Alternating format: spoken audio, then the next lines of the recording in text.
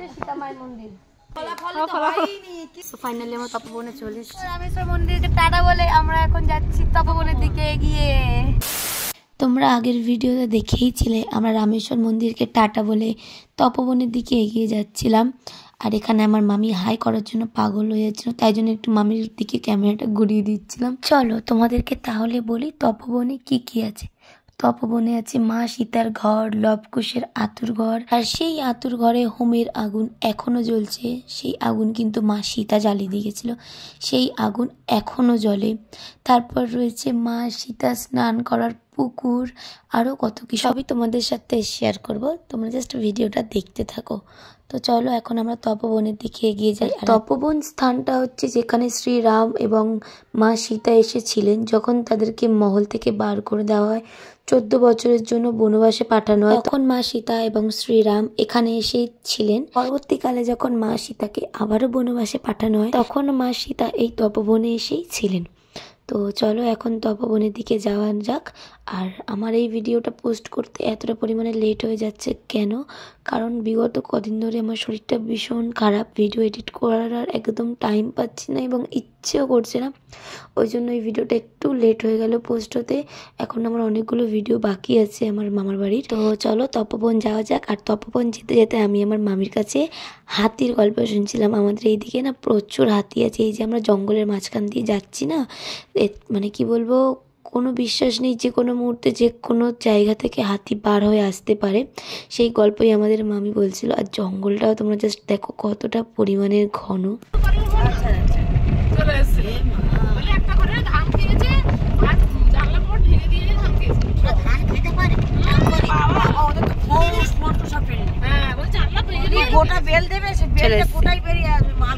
হাতিরা ভয় পায় না, আগুন জ্বালালে ভয়, আগুন জ্বালালো ট্রাক্টর করলো তারপরে বেরিয়েছে। মানে বাবারে সব বলে জঙ্গলে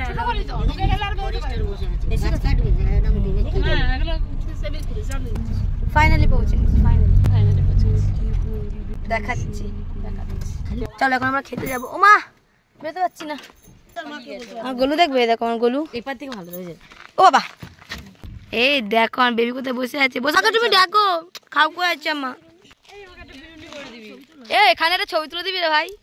ঠিক আছে আগে খেয়ে নেবো, আগে খাবো খাবো। দেখো কি লেখা আছে, তপবন জঙ্গল এলাকায় বুনো হাতি রয়েছে, অযথা জীবনের ঝুঁকি নিয়ে জঙ্গলে যাবেন না, তাতে যে কোনো সময় দুর্ঘটনা ঘটতে পারে। এখানে সত্যি হাতি রয়েছে, মামিদের এখানে অনেকবার ঢুকেছে হাতি, আমরা খবর পেয়েছি, ইভেন আমরা নিজের চোখেও দেখেছিলাম। প্রচুর ভয় লাগে, যার জন্য এখানে পুলিশ ফোর্সও বসে আছে, অযথা কিছু হলে লোককে বাঁচাতে পারবে। ওই হলো আর এই যে এখানটায় আমরা খাবো, বেশ ফিলটা এত সুন্দর লাগছে, পিকনিক পিকনিক ফিল হচ্ছে, পিকনিক পিকনিক আমরা খাবো এখানকার স্পেশালিস্ট চপ মুড়ি উইথ লঙ্কা। ঘরে যদিও বানা ভালো লাগে, কিন্তু কোথাও এসে খেতে ভালো লাগে চপ মুড়ি। তো এখানে বসে গেছি আমরা খেতে, কারণ খিদে পেয়ে গেছিল। রামেশ্বর মন্দিরের থেকে বার হয়ে শুধুমাত্র চা বিস্কিট খেয়েছিলাম। আর তখন বাজে ঘড়িতে 1:45, মানে কি বলবো কতটা পরিমাণে লেট হয়ে গেছে। ভাবো আমরা ঘর দিয়ে বেরিয়েছি 10:30 আর 1:45 সময় খাচ্ছে। আর আমার পাঙ্কার মুখ দেখো কিরকম কুত্তার মতো খাচ্ছে। তো ফাইনালি আমরা তপবনে চলে এসেছি। হ্যাঁ ফাইনালি আমরা তপবনের ভিতরে ঢুকে গেছিলাম, আমরা খাচ্ছিলাম কিন্তু বনের বাইরে। আর এই দিকটা দেখো শ্রীরাম, মা সীতা, লক্ষণ এবং হনুমান সবার একটা মানে মূর্তি বসানো ছিল, যেটা আমার ভাই ক্যামেরাতে ঠিকঠাক করে দেখায়নি।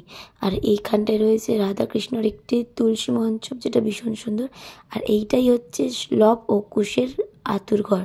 আর এই সেই হোমের আগুন, যে আগুন মা সীতা জ্বালিয়ে দেখেছিল, সেটা এখনো যুগ যুগান্তর থেকে জ্বলেই আসছে। এটাকে কেউ কখনো নিভতে দেখেনি, কখনো কেউ নিভাতে পারেনি। তো সর্বপ্রথম এসে আমরা আগে একদমই প্রণাম করে নিই, প্রণাম করার পর ওখানেই দেখার মানে থাকে হচ্ছে কি হোমের ছাই, সেই ছাইটাকে সবাইকে বলে একটা করে টিপ নিতে। আমি টিপও নিই এবং নিজের মাথাতেও নিই, কারণ আমার ভীষণ দরকার। আমার প্রচুর প্রবলেম আছে, সেটা তোমরা আমার আগের ভিডিওতে দেখেছো, এবং যারা আমার ব্লগ দেখে তারা অবশ্যই জানবে যে আমার প্রবলেমটা কোথায়। তো যাই হোক, এখানটায় গেছিলাম না, ব্যাকগ্রাউন্ডে শুধু কৃষ্ণের নাম চলছিল, মানে এত ভালো লাগছিল, ওখানটায় বসে থাকতে ইচ্ছে করছিল। সত্যি বলছি, ওখান থেকে আমার ফিরে আসতে ইচ্ছে করছিল না। আমার মনে হচ্ছিল না আমি ওখানেই থেকে যাই, ওখানেই রয়েছে। আর এই যে দেখছো আমরা হোমের চারিপাশে ঘুরছি, এইটা আমি জানতাম না। এটা আমার মামি আমাকে বললো যে হোমের চারিপাশে ঘর, হোমের চারিপাশে ঘুরতে হয়। কেউ 3 বার, কেউ 5 বার, যার যেমন ইচ্ছে, কিন্তু ঘুরতে হয়। আর এখানটা দেখেছো তো, আগুন কিন্তু অনবরত জ্বলেই যাচ্ছে, ধোঁয়া কিন্তু অনবরত উঠেই যাচ্ছে। মানে কি না মায়ের লীলা।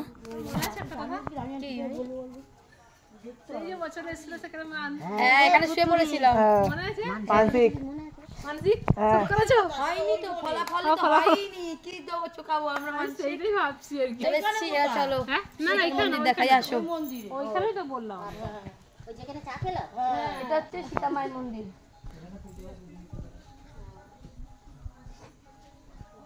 ঢুকবে না, তুমি ঢোকা যাবে? হ্যাঁ ঢোকা যাবে। সীতা মায়ের রাস্তায় বেরাক, আমি ঢুকতে পারবো, ছোট কোন না। হ্যাঁ এটা হচ্ছে ভীষণ একটা পবিত্র স্থান। জানি না কেন এখানে বসলে আমার দুটো চোখের জল আমি ধরে রাখতে পারি না। জানি না কেন কোনো তীর্থস্থানে গেলে আমি কেঁদে ফেলি। তোমরা যদি জেনে থাকো আমাকে অবশ্যই বলো। আমরা এখন যাচ্ছি যেখানে মা সীতা স্নান করতো, সেই জায়গায়। চলো ওইদিকে দেখো। দেখো, এইখানটায় মা সীতা স্নান করতো না, এটা অ্যাকচুয়ালি মা যেখানে স্নান করতো তার থেকে বেশি বেশি জল আসছে। মা সীতা স্নান করতো আর একটু দূরে, সেটা আমি তোমাদেরকে অবশ্যই দেখাবো।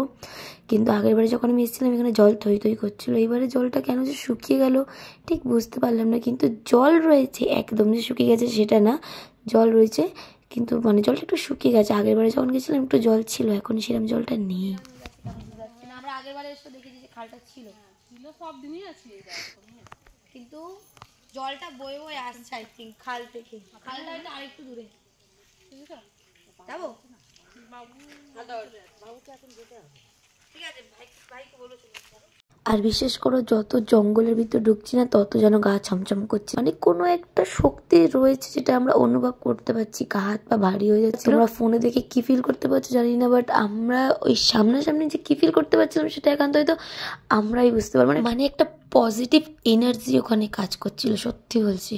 গেটের মুখে একদম বড় বড় করে বোর্ডে লেখাই ছিল যে অযথা জঙ্গলে ঢুকবেন না, জীবনের ঝুঁকি নিয়ে। আমরা তাও ঢুকেছিলাম, কারণ সত্যি আমার খুব ইচ্ছে ছিল ভিতরে যাওয়ার। আমি ভিতরে যাচ্ছিলাম ঠিকই, বাট আমার মনে মনে ভয় লাগছিল, একটা পুট করে যদি হাতি বেরিয়ে আসে আমরা কোথায় যাবো। তো যাই হোক, দেখতে পাচ্ছ তো জঙ্গলের অবস্থা দেখো। যে দেখবে সে বলে দেবে এখানে হাতির বসবাস আছে, নাহলে এইভাবে গাছপালা ভাঙে না, এইভাবে পায়ের ছাপ পাওয়া যায় না। আর কি সুন্দর না লাগছে জঙ্গলটা, যত ভিতরে যাচ্ছি তত বেশ দেখতে সুন্দর লাগছিল। তো যাই হোক, আমরা আরেকটু ভিতরে যেতে চাইছিলাম, বাট আমাদের মামি ডেকে নিয়ে এলো, বললো আর ভিতরে যাস না।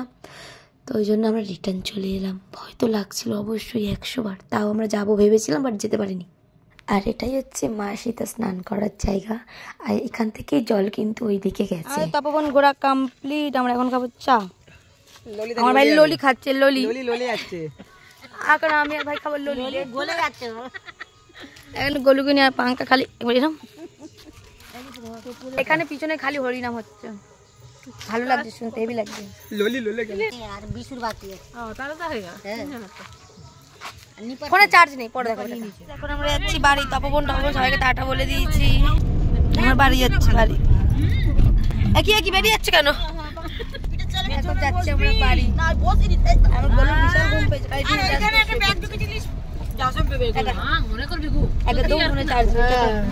এখানে দেখো আমার পাঙ্কিকে, আমার পাঙ্কি এত ঘুরেছে যে টায়ার্ড হয়ে পড়েছে, আমার পাঙ্কা ঘুমিয়ে পড়েছে। আর জানো কি, আমার গলু আমার কাছে ছিল, তো আমার কাছ থেকে পাঙ্কি নিয়ে নিয়েছে। আর পাঙ্কি কোথায় ধরে আছে দেখো, গলুকে যে দেখতে পাচ্ছ হাত মুড়ি করে শুয়ে আছে, এর ভিতরে আমার গলু রয়েছে। মানে ও কিন্তু ঘুমাচ্ছে, ও নিব্বরে ঘুমাচ্ছে, বাট আমার গলুকে কিন্তু ফেলেনি। আমার সত্যি গলুকে অনেক ভালোবাসে, দেখতে পাচ্ছ কিরম করে ধরে আছে, ও কিন্তু একটু ফেলেনি। তো চলো যাই হোক, বাড়ি দেখা হচ্ছে, টাটা।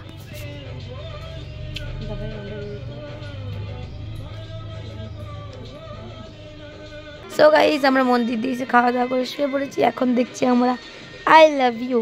যতই পুরনো হয়ে যাক, যতই বড় হয়ে যাক, এই বইগুলোর প্রতি ভালোবাসা কোনোদিনই কমবে না। অ্যাকচুয়ালি ফোনে চার্জ ছিল না আমার, ওই জন্য এসে ফোনটা চার্জে দিয়েছি। চার্জে দিয়ে খেয়ে দিয়ে একটু একদম লুডো খেলেছি।